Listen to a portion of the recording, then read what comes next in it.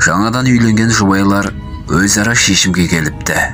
Біз бақытты отбасы болуымыз үшін сенің де, менің де әке-шешеміз шаруамызға араласпаулары керек деп.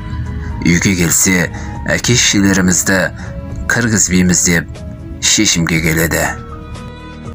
Содан 4 ай уақыт өткен соң жігіттің әке-шешесі келеді.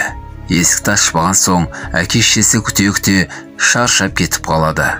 Арада тағы біраз уақыт өткен соң келіншектің ата-анасы келеді.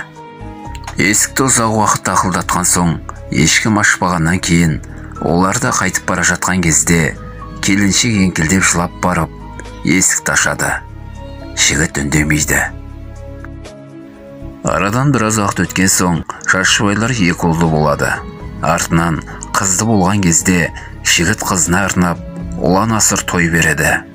Сонда елі неге екі ұлыңа емес қызыңа соншама қошемет көрсетіп жатырсың деп сұраған әйеліне жігіт, екі ұлдан қайран болмауы мүмкін. Ертең үйленсе есіктерінен бізді кіргізбеуі мүмкін. Ал қызымыз қандай жағдай болмасын есігін ашады деген үміттемін депті.